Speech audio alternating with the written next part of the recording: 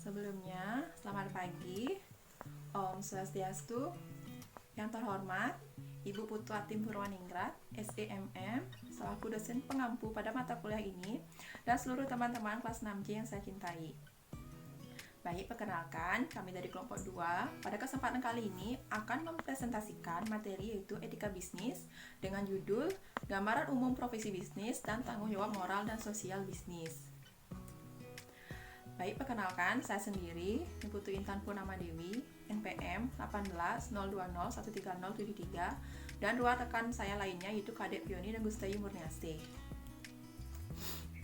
Pada kesempatan kali ini, kami membawakan subpokok bahasan yang pertama yaitu hakikat bisnis, yang kedua karakter profesi bisnis, yang ketiga pergeseran paradigma dan dari pendekatan stakeholder ke pendekatan stakeholder. Yang keempat yaitu tanggung jawab moral dan sosial bisnis, dan yang kelima kode etik perusahaan. Baik, langsung saja ke materi. Yang pertama itu hakikat bisnis. Bisnis pada hakikatnya adalah organisasi yang bekerja di tengah-tengah masyarakat yang merupakan komunitas yang berada di tengah-tengah komunitas lainnya. Bisnis mempunyai peran penting dalam kehidupan masyarakat, mulai dari zaman prasejarah, pertengahan, fisiokrat klasik sampai dengan zaman modern saat ini. Bisnis pada kegiatan ekonomi yang terjadi pada saat ini yaitu tukar-menukar, memproduksi, memasarkan, bekerja dan mempekerjakan, dan interaksi manusiawi lainnya dengan maksud memperoleh keuntungan. Dalam praktek hukum, banyak masalah yang timbul dari kegiatan bisnis. Jika perilaku bisnis itu ilegal, maka dari sudut moral yang baik, bisnis harus mentaati peraturan yang berlaku, dan bisnis yang baik adalah bisnis yang patuh pada hukum dan bebas dari hukum.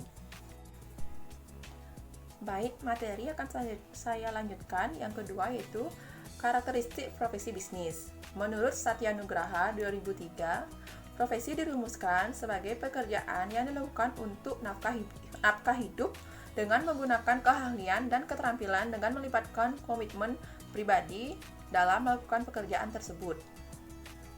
Di bisnis modern ini mensyaratkan dan mengharuskan para pelaku bisnis menjadi orang yang profesional. Semakin tajam persaingan, maka dituntut sikap profesional untuk menjaga citra perusahaan yang baik. Orang-orang yang profesional selalu berarti orang-orang yang berkomitmen tinggi, serius menggeluti pekerjaannya, bertanggung jawab atas pekerjaannya agar tidak merugikan orang lain. Menurut Kerap dalam Rijin 2004, suatu profesi yang diperlukan dan dihargai mempunyai karakteristik sebagai berikut. Yang pertama yaitu memiliki pengetahuan, keahlian, dan keterampilan khusus yang ia peroleh melalui pendidikan dan pengalaman yang membentuk profesinya dan membedakannya dengan orang lain. Yang kedua yaitu terdapat kaidah dan standar moral. Pasti di setiap profesi selalu ada peraturannya yang menentukan bagaimana profesi itu dijalankan. Yang ketiga yaitu seseorang perlu memiliki izin khusus atau lisensi untuk bisa menjalankan suatu profesi. Yang keempat yaitu memberikan pelayanan pada masyarakat, bahkan keikutsertaan dalam mensejahterakan masyarakat untuk memperoleh citra perusahaan yang baik. Baik, sekian presentasi dari saya, akan dilanjutkan oleh teman saya. Baik, perkenalkan nama saya Kadek Pioni, NPM 3067. Di sini saya akan melanjutkan presentasi dari rekan saya. Yang ketiga ada pergeseran paradigma dari pendekatan stockholder ke pendekatan stakeholder. Stakeholder atau stockholder adalah sebuah paradigma di mana Chief Executive Officer atau CEO berorientasi pada kepentingan pemegang saham. Seakan-akan pemegang saham merupakan pihak yang paling berpengaruh bagi kelangsungan hidup perusahaan. Orientasi seperti ini mengakibatkan evaluasi yang dilakukan atas pengelolaan bisnis hanya dilihat dari aspek finansial. Prestasi manajemen hanya dilihat dari kemampuannya menghasilkan laba. Hal ini mendorong manajemen menghalalkan berbagai cara demi mengejar keuntungan. Tindakan demikian mengakibatkan adanya pihak-pihak lain yang dirugikan. Paradigma stockholder mengalami pergeseran karena pada kenyataannya manajemen dihadapkan pada banyak kepentingan yang pengaruhnya perlu diperhitungkan secara seksama.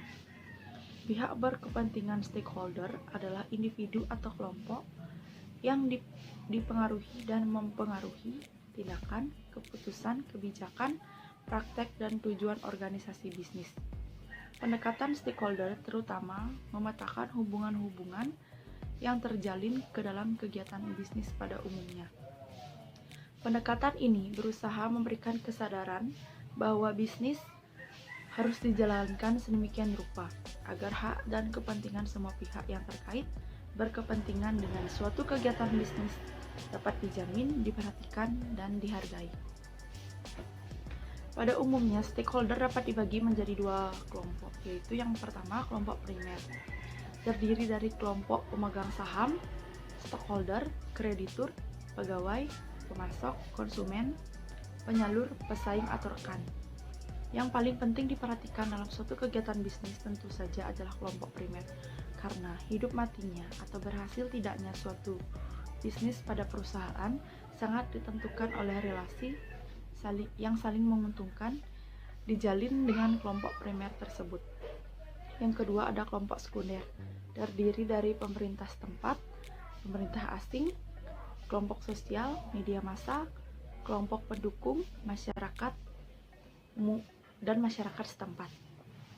Balance scorecard dikemukakan oleh Kaplan dan Kaplan pada tahun 1970-an merupakan salah satu pendekatan yang kini banyak digunakan dalam melakukan perencanaan strategis dan evaluasi kinerja perusahaan.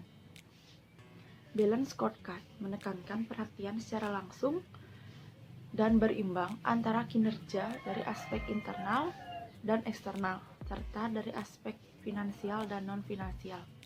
Implementasi pendekatan ini menunjukkan wujud nyata kesadaran bisnis akan pentingnya perhatian terhadap stakeholder.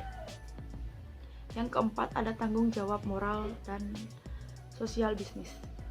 Menurut Milton Friedman, tanggung jawab sosial bisnis adalah memanfaatkan sumber daya yang ada untuk mencapai laba dengan cara sesuai dengan aturan permainan dalam persaingan bebas, tanpa penipuan maupun kecurangan. Kate Davis, sebagaimana dikutip dalam Waste pada tahun 1994, halaman 95, menyatakan 5 kewajiban yang harus dilakukan oleh bisnis profesional agar dapat bertanggung jawab secara sosial. Yang pertama, bisnis mempunyai peranan sosial sebagai pemelihara sumber daya masyarakat. Yang kedua, bisnis harus bekerja sebagai sistem terbuka dua arah dengan penerimaan masuk secara terbuka dari masyarakat dan pemajanan yang terbuka tentang operasinya kepada publik.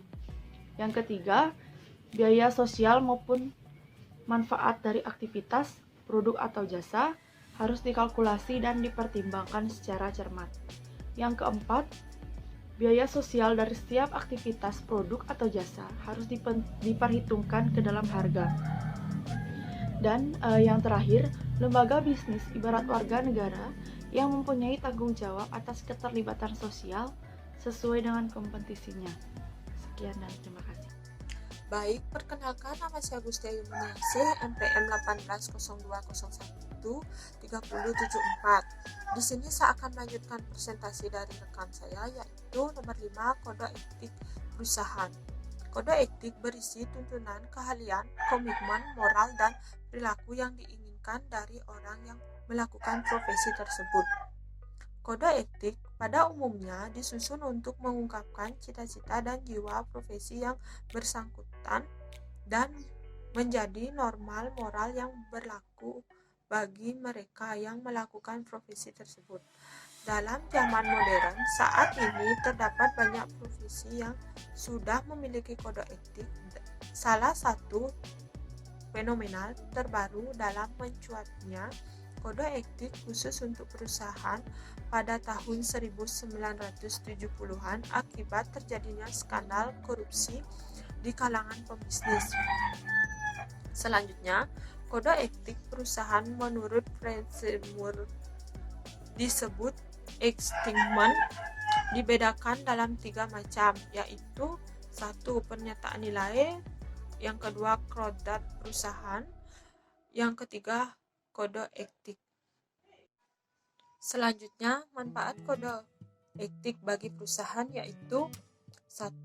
Kode etik dapat meningkatkan kredibilitas suatu perusahaan karena etika telah dijadikan suatu core value. Yang kedua, kode etik dapat membantu menghilangkan kawasan abu-abu di bidang etika. Yang ketiga, kode etik dapat menjelaskan bagaimana perusahaan menilai tanggung jawab sosialnya.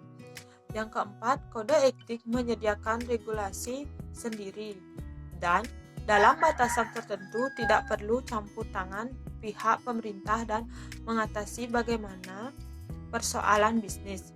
Selanjutnya, kode etik seringkali menunjukkan sikap optimis yang berlebihan sehingga diragukan kemampuannya untuk memecahkan persoalan etis dalam perusahaan.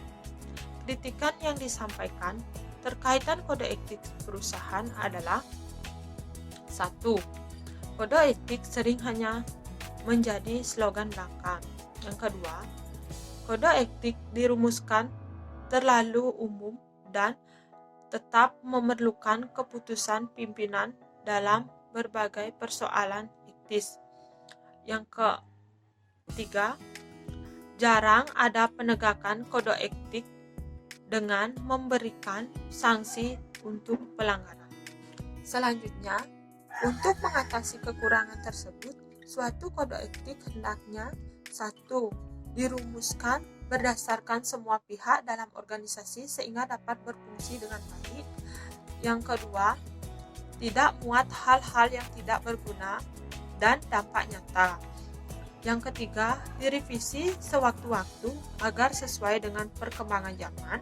Yang keempat, ditegaskan dengan seperangkat sanksi agar terselesai dengan baik. Baik, sekian presentasi dari kelompok kami. Selanjutnya akan dilanjutkan dengan sesi diskusi. Terima kasih atas perhatiannya dan saya tutup dengan Pama Santi.